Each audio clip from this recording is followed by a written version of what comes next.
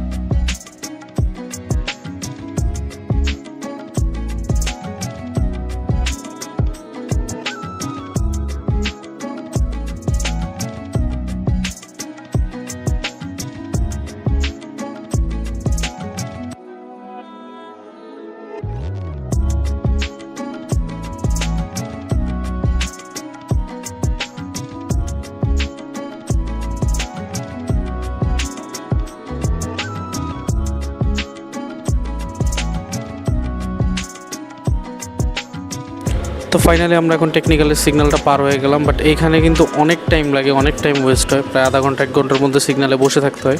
তো আজকে আমাদের লাক ভালো যে আমরা বেশিক্ষণ সময় এখানে বসে থাকি নাই, তাড়াতাড়ি ছেড়ে দিয়েছি সিগন্যালটা। তো দ্যাটস আমরা এখন চলে যাচ্ছি সাভারের উদ্দেশ্যে। তো এনজয় দ্য ব্লগস।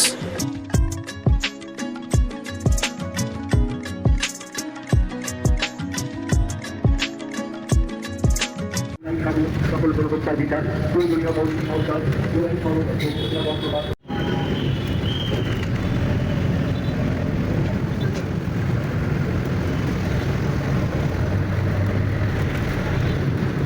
তো এখন আমরা যে জায়গাটাতে এসেছি এটা হচ্ছে গাবতলী বাস টার্মিনাল। এটা হচ্ছে সবাই চিনেন। এখান থেকে কিন্তু বাংলাদেশের যে কোনো প্রান্তের বাস পাওয়া যায় এবং ইন্ডিয়ার পর্যন্ত বাস পাওয়া যায় এখান থেকে। তো আপনারা কিন্তু এখান থেকে বিভিন্ন জায়গায় যেতে পারবেন।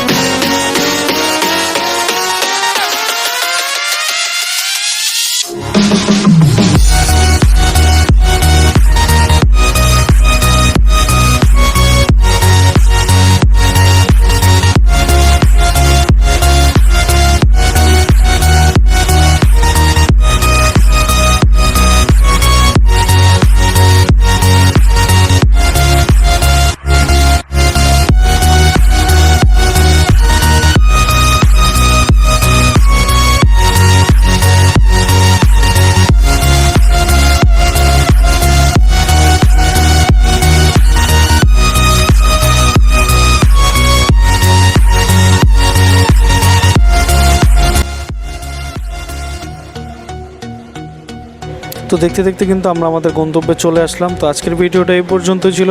সবাই ভালো থাকবেন, সুস্থ থাকবেন। দেখা হবে অন্য আরও কোনো একটি ভিডিওতে। আল্লাহ হাফেজ।